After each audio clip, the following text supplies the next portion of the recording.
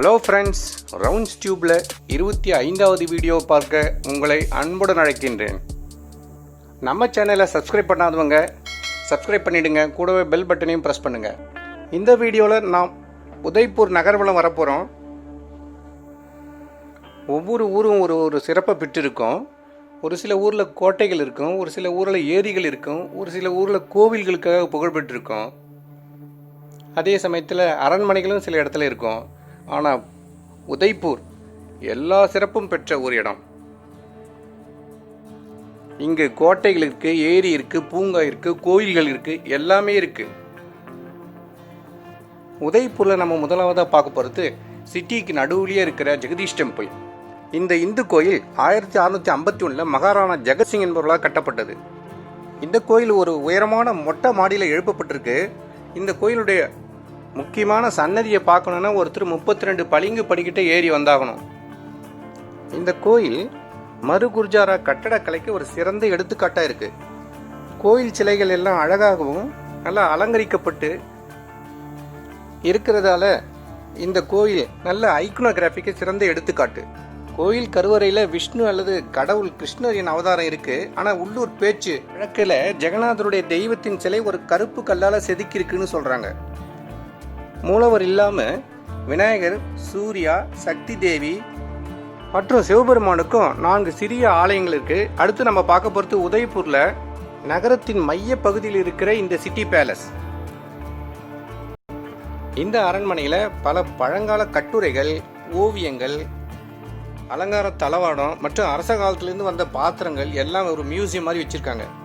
1559ஆம் ஆண்டில் பிச்சோலா ஏரியினுடைய கிழக்கு கரையில் வெவ்வேறு காலங்களில் கட்டப்பட்ட ஒரு பெரிய அரண்மனை. இதனுடைய பிரதான நுழைவாயிலில் 3 ஆர்ச் என்று ஆங்கிலத்தில் சொல்லப்படுகின்ற வளைவுகள் இங்கே இருக்குது. நுழைவாயில் இந்த திரிப்போலியா 1725 கட்டியிருக்காங்க.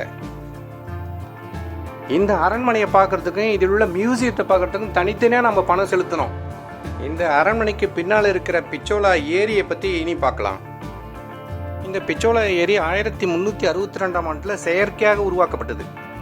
இந்த ஏரியில் 2 தீவு அமைச்சிருக்காங்க. அதில் ஒரு தீவில் தான் இந்த தாஜ் லேக் பேலஸ் ஹோட்டல் இருக்குது. இந்த ஏரி அரண்மனை முற்காலத்தில் அரசருடைய பொழுதுபோக்கு இடமா இருந்தது. இந்த ஏரியை நல்லா சுற்றி பார்க்கறதுக்கு படகு சவாரி இருக்குது.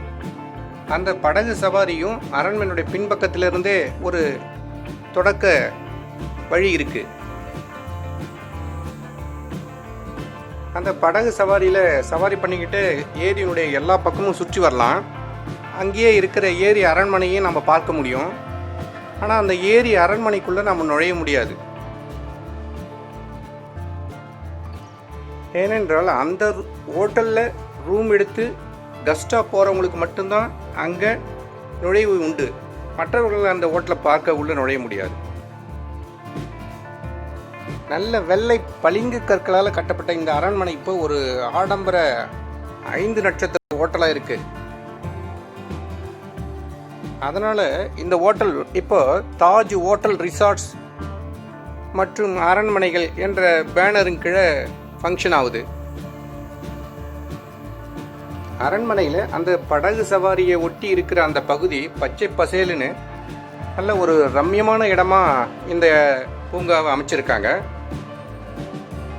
ஜெய்ப்பூரில் நம்ம அடுத்து பார்க்க போகிறது முக்கியமான ஒரு இடம் கார்னி மாதா டெம்பிள்.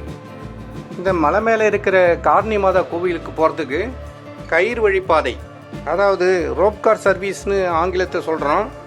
அந்த ரோப்கார் மூலம் தான் நம்ம அந்த மலையில் இருக்கிற கார்னி மாதா டெம்பிளை நம்ம போய் பார்க்க முடியும்.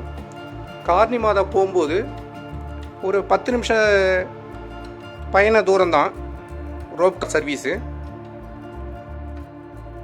மலை மேலே இருக்கிற அந்த ரோப்கார்னுடைய முடிவு பகுதியிலிருந்து வர 5 நிமிட நடந்து மலை மேலே ஏறி வந்துட்டால் அந்த கார்னி மாதா டெம்பிளை நம்ம பார்க்க முடியும். இந்த கோவில் இருக்கிற இந்த இடத்த அவங்களுடைய மொழியில் தூத் தாலைன்னு சொல்கிறாங்க. இந்த கோயில் கர்னி மாதா என்ற பெண் இந்து முனிவருக்கு அர்ப்பணிக்கப்பட்டது.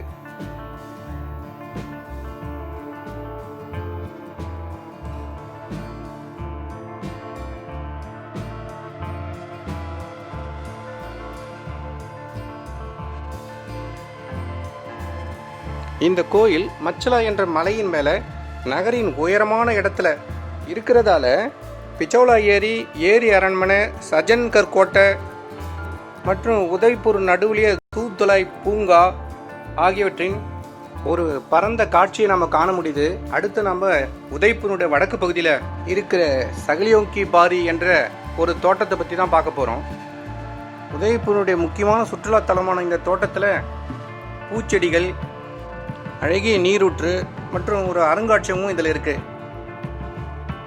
மன்னர் மகாராணா சங்கிராம் சிங் தன்னுடைய மனைவிக்கு இதை வடிவமைத்து கொடுத்தாரு.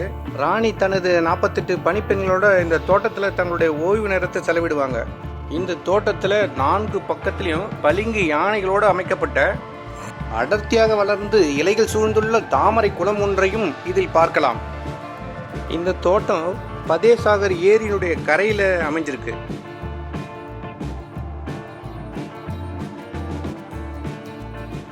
பிச்சோலா ஏரிக்கு வடக்கு பக்கம் இருக்கிற இந்த ஏரியினுடைய பெயர் பதே சாகர் லேக்.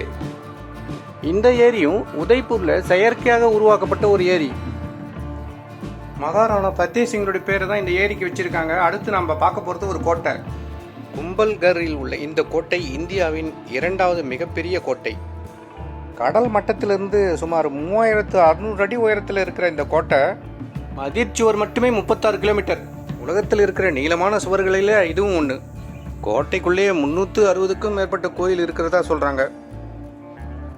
அரண்மனையோட உச்சியில் இருந்து ஆரவல்லி மலைத்தொடரோட பார்க்கலாமா. உள்ளிருக்கும் விநாயகர் கோயில் எல்லாவற்றிலும் முதன்மையானதுன்னு சொல்றாங்க.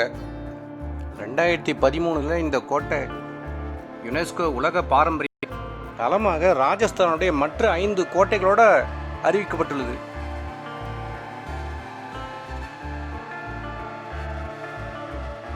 இந்த கோட்டை 19ஆம் நூற்றாண்டில் மகாராணா கும்பாவால் கட்டப்பட்டது.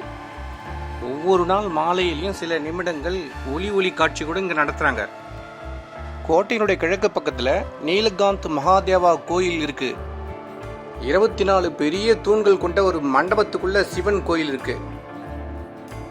இங்க இருக்கிற அந்த சிவன் சிலை பெரிய கருப்பு கல்லால வடிவமைக்கப்பட்டிருக்கிறது. அந்த சிவன் சிலையை வழிபட்டு இக்காணொலியை நாம் முடிக்கின்றோம். Thanks for watching.